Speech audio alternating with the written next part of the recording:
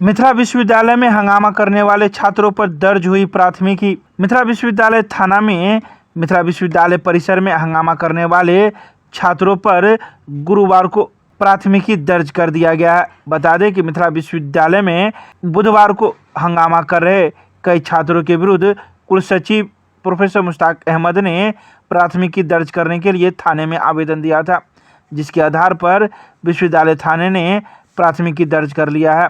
दर्ज प्राथमिकी में कुलसचिव ने कहा कि भोजनावकाश के समय जब कुलपति आवास जा रहे थे तो कुछ छात्र बेवजह उनके गाड़ी के आगे लेट गए और भद्दी भद्दी गालियां देने लगे, साथ ही जान से मारने की भी धमकी देने लगे। जब सुरक्षा गार्ड बीच बचाव में आए तो उनके साथ भी धक्का मुक्की करने लगे। विश्वविद्यालय की संपत्ति को भी नुकसान पहुंचाया और सरकारी कार्यों में भी बाधा उत्पन्न किया। प्राथमिकी में कॉमर्स के छात्र अविनाश कुमार ठाकुर, अभिषेक कुमार, वैभव कुमार झा, भूगोल के छात्र अशोक कुमार, विकास यादव एवं स्नातकोत्तर जंतु विज्ञान के छात्र कुणाल पांडे को नामजद किया गया है। इसके अलावा 50 अज्ञात को भी आरोपी बनाया गया है। विश्वविद्यालय थाना परिसर में थाना क्षेत्र से संबंधित लोगों एवं रैफ के कमांडिंग ऑफिसर के साथ थाना अध्यक्ष ने की बैठक। गुरुवार को विश्वविद्यालय थाना अध्यक्ष मदन प्रसाद के नेतृत्व में रैफ के कमांडिंग ऑफिसर ने विश्वविद्यालय थाना क्षेत्र के बुद्धिजीवी वर्ग एवं शांति समिति से जुड़े हुए लोगों के साथ बैठकें की। साथ ही उन्होंने कई बातों की जानकारी भी प्राप्त की। वहीं रैफ के कमांडिंग ऑफिसर ने भी कई बातों की जानकारी ली और साथ ही यह भी जाना कि आखिर विश्वविद्यालय थाने क्षेत्र में कौन सा जगह सेंसिटिव है, जहां पहुंचना ज़्यादा जरूरी है।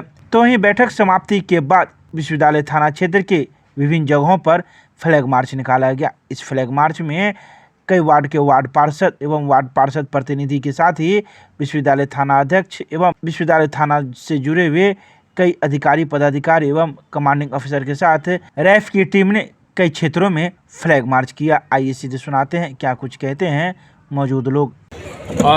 जैसा आप लोगों को मैंने बताया कि जनता के बीच में विश्वास स्थापित करना चाहते हैं, हम उनमें एक सेंस ऑफ सिक्योरिटी देना चाहते हैं कि कभी किसी प्रकार का कोई राइटर्स टाइप का सिचुएशन होता है तो उसको निपटने के लिए जो रैपिड एक्शन फोर्स जैसी सशक्त फोर्स जो है हमारे पास अवेलेबल होगी, हमारे स्टेट में है आज के समय में, और हम कभी भी किसी भी समय उनकी मदद के लिए आ सकते हैं। नहीं, अभी कोई दिशा निर्देश नहीं है। ये मैंने बताया कि ये हम लोगों का आप लोगों के साथ मिलना एक पूर्ण रूप से तैयारी किया जाना है, और ये जो तैयारी आप समझ सकते हैं कि अगर कोई घटना होती है तो उसमें आप लोगों का सहयोग अपेक्षित होगा।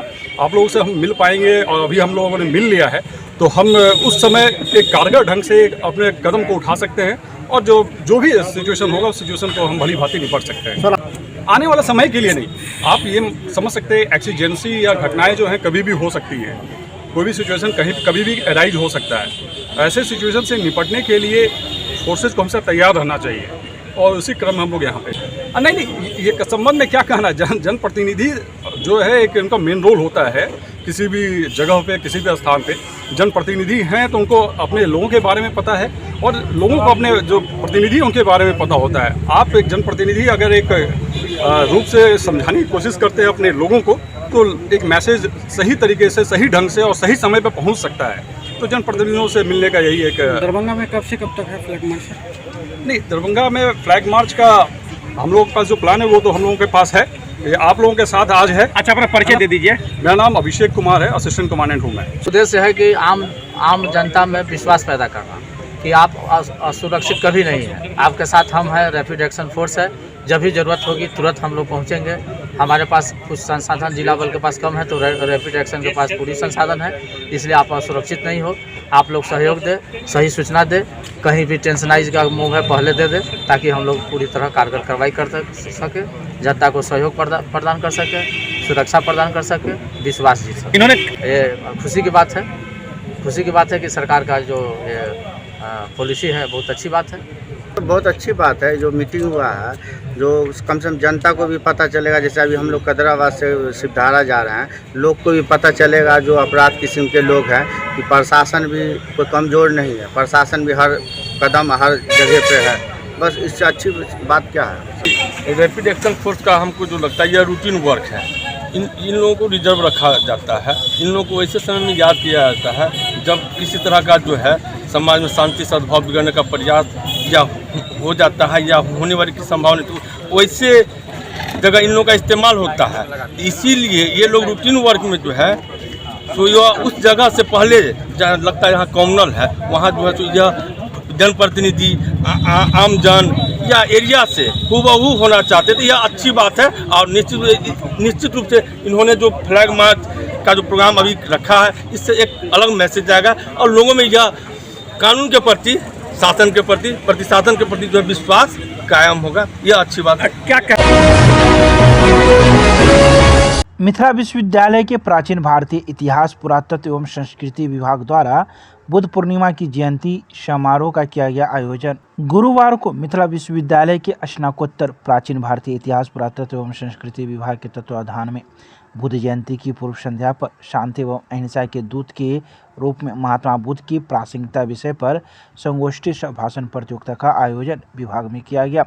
सामाजिक विज्ञान संकाय अध्यक्ष प्रोफेसर प्रभाष चंद्र मिश्र की अध्यक्षता में आयोजित समारोह में मुख्य अतिथि के रूप में वरिष्ठ इतिहासकार डॉक्टर अविंद्र कुमार झा, विशिष्ट अतिथि विश्वविद्यालय इतिहास विभागाध्यक्ष डॉक्टर नैयर आजम, मुख्य वक्ता के रूप में संस्कृत के प्राध्यापक डॉक्टर आर एन चौरसिया, विशिष्ट वक्ता के रूप में एमएनएसएम महाविद्यालय के प्राचीन भारतीय इतिहास के विभागाध्यक्ष डॉक्टर भास्कर नाथ ठाकुर एवं प्राध्यापक डॉक्टर राम कुमार मिश्र, कार्यक्रम संयोजिका डॉक्टर प्रतिभा किरण, शोधार्थी पुष्पांजलि, विभागीय छात्रा सिद्धि सुमन झा, नेहा तथा रश्मि आदि सहित 50 से अधिक व्यक्तियों ने भाग लिया। अध्यक्ष संबोधन में प्रोफेसर प्रभाष चंद्र मिश्र ने कहा कि प्रत्येक दर्शन की तरह बौद्ध धर्म का भी वैज्ञानिक कारण है। महात्मा बुद्ध वास्तव में शांति एवं अहिंसा के अग्रदूत थे, जिनकी शांति एवं अहिंसा की नीति की सार्वदेशिक एवं सार्वकालिक प्रासंगिकता है। उन्होंने कहा कि तत्कालीन प्रमुख धर्म में आई विकृतियों के कारण बौद्ध धर्म आम लोगों के बीच लोकप्रिय हुआ है। इसके अलावा मौजूद कई वक्ताओं ने भी अपने अपने विचार व्यक्त किए।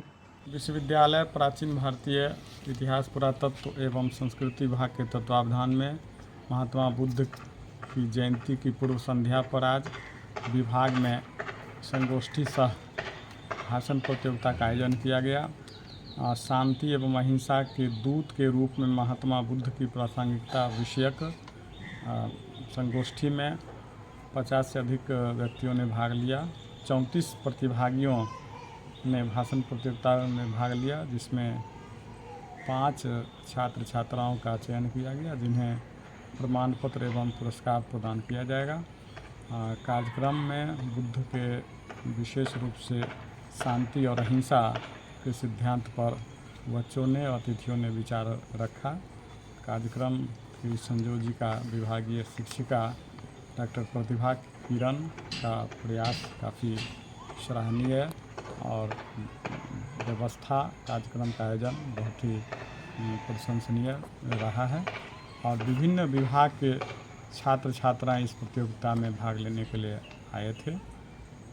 मैं समझता हूं नई पीढ़ी को बुद्ध के सिद्धांत, बुद्ध के दर्शन, धर्म को पढ़ना चाहिए और समाज का सतत विकास एवं कल्याण बुद्ध के शांति और अहिंसा के सिद्धांत पर ही संभव है।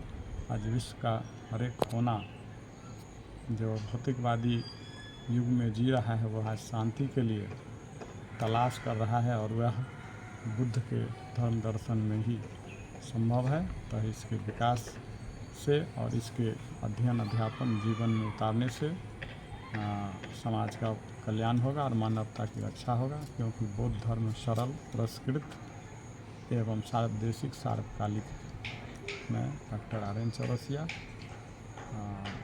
संस्कृत प्राध्यापक और स्नातकोत्तर विभाग, ललित नारायण मिथिला विश्वविद्यालय दरभंगा। संस्कृत विश्वविद्यालय में राष्ट्रीय सेवा योजना के द्वारा मिशन लाइफ के तहत करवाए जाएंगे कई प्रकार के कार्यक्रम। संस्कृत विश्वविद्यालय के राष्ट्रीय सेवा योजना कोषांग के द्वारा मिशन लाइफ के तहत कई प्रकार के कार्यक्रम मई महीने में करवाए जाएंगे। इस बात की जानकारी एनएसएस समन्वयक डॉक्टर सुधीर कुमार झा ने दी। उन्होंने कहा कि संस्कृत महाविद्यालय से जुड़े हुए सभी महाविद्यालयों में कार्यक्रम किए जाएंगे। इसके अलावा मुख्यालय स्तर पर भी कार्यक्रम आयोजित किए जाएंगे। आइए सीधे सुनाते हैं क्या कुछ कहते हैं राष्ट्रीय सेवा योजना के समन्वयक।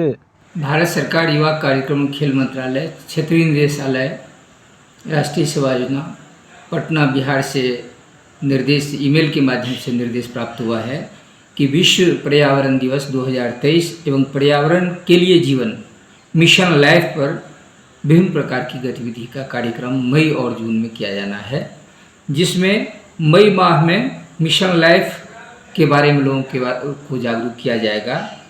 मई माह में ही मिशन लाइफ से संदर्भित विभिन्न गतिविधियां की जाएगी। मई माह में ही इसके संदर्भ में कार्यशाला भी आयोजित की जाएगी और 5 जून 2023 को विश्व पर्यावरण दिवस पर शपथ कार्यक्रम का आयोजन किया जाएगा, जो विश्वविद्यालय एवं संस्कृत विश्वविद्यालय के अधीनस्थ सभी महाविद्यालयों में इसका आयोजन किया जाना है। मिशन लाइफ के तहत जो है सो कहाँ कार्यक्रम आयोजित किए जाएंगे? सभी अंगीभूत महाविद्यालय में, संबद्ध महाविद्यालय में और उपशास्त्री महाविद्यालय में, जो कामेश्वर सिंह दरभंगा संस्कृत विश्वविद्यालय से जुड़ा हुआ है, सभी जगह इस कार्यक्रम को किए जाने का आदेश प्राप्त हुआ है। माननीय कुलपति महोदय से मैं आदेश प्राप्त करके संदर्भित विषय को सभी महाविद्यालय में निर्देशित हेतु भेज दूँगा। आपका शुभ नाम? मेरा नाम डॉक्टर सुधीर कुमार झा, कार्यक्रम समन्वयक, राष्ट्रीय सेवा योजना, कामेश्वर सिंह दरभंगा संस्कृत विश्वविद्यालय दरभंगा।